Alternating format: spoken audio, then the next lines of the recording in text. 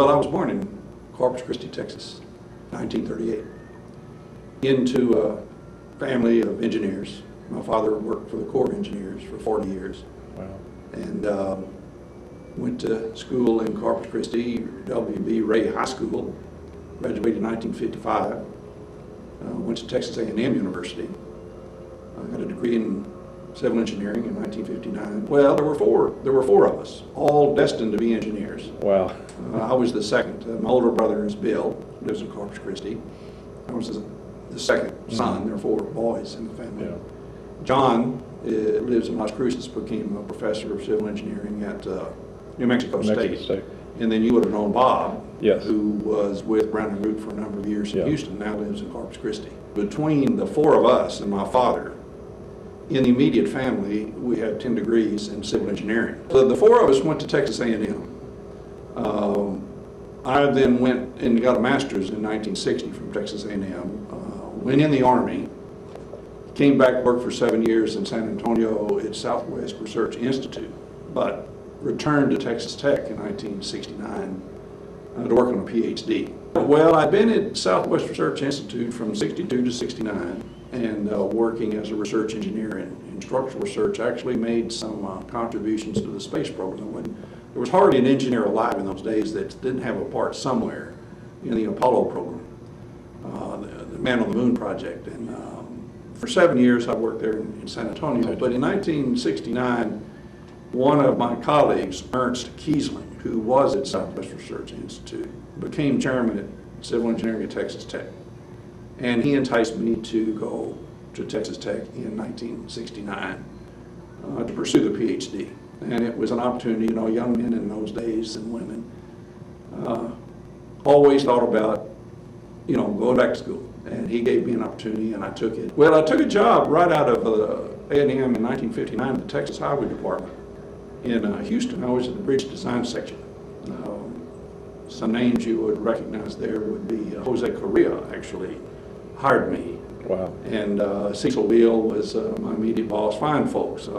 But I was only there a summer before I was offered a National Defense Fellowship.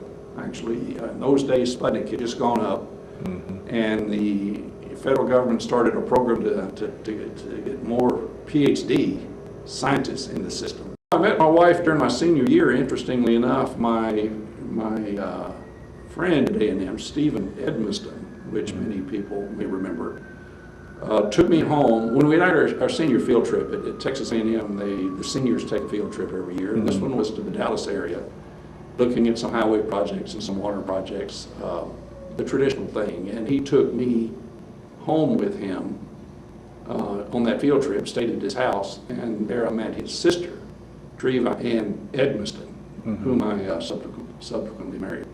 You know, I joined ASCE, yeah, as we all did as seniors. Yeah. And so we were assigned, but I think the activity was with the student chapter, even though I was in graduate school. Of course, went then from A&M into the military. Yeah. And I was stationed at Fort Bliss in El Paso.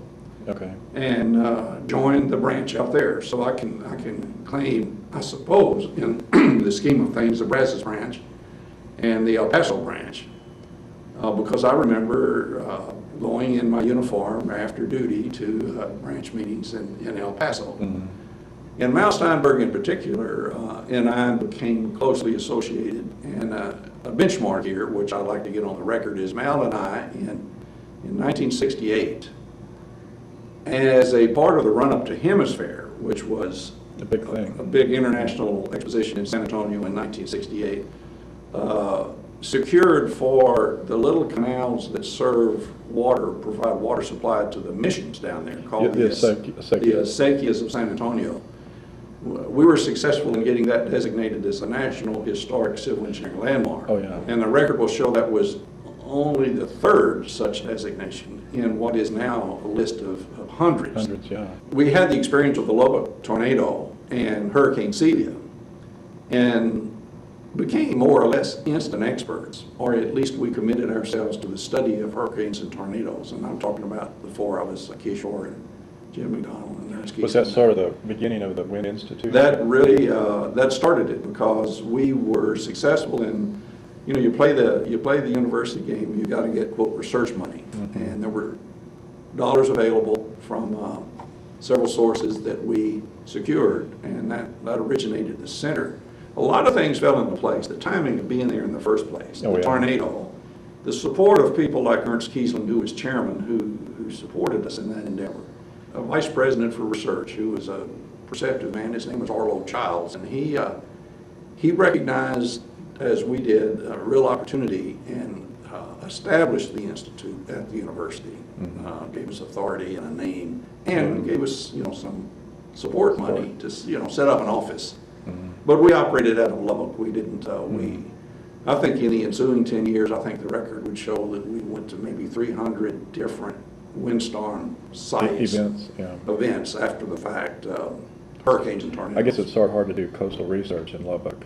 Yeah, well, no, but again, people would say, what are you doing studying hurricanes in Lubbock? So, well, in effect, nobody else is, you know, and as I say, we sort of filled a void, but, you know, after you do that for 6 or 8 years, you get ahead of the game, and, you know, people said, you know, that was an opportunity, but they had to really run pretty fast to catch up with us. Did you get called out when Katrina and Rita hit? Oh, yeah, every time there's a storm, even today, and I'm trying to wind. Yeah, well, Ike just happened, and there's a building in Houston that's some glass damage, and every time we have that kind of event, I have people calls that want me to do various things, and I do that the best I can, although I'm trying to wind it. There was a student chapter at Tech, and of course there was faculty very active participated, and very active. Yeah, we had Doc Whetstone is the name that some people may relate to, was the mentor of that section or that student chapter. But then there were the High Plains branch, of course, in Lubbock. Well, interesting story is that the High Plains branch included in those days Midland, Odessa. Right. It wasn't a separate branch at that time, and also included Amarillo. We were under heavy pressure to do something with the executive secretary position. Dick Furlong, who had led that in great style, had done his tenure and was rotating out. And the section was growing. And we had thought for years that we needed to have a paid executive secretary. Previous to that time, it was, in the case of Dick Furlong and Caffey and Hassler at El Paso, it was a professor whose dean allowed them to do that with a reduced teaching load. Well, the scheme of things, again, it's a timing thing and an evolution thing, but the universities were under, like everybody else, heavy budget pressure. And the word came down, we can't do that. So when it came time to come up with an executive secretary following Dick Furlong, we said, well, why don't we go to a paid position? Well, in the scheme of things, without getting into the detail, Fred Wagner was available in Lubbock. I was in Lubbock. I was president at the time.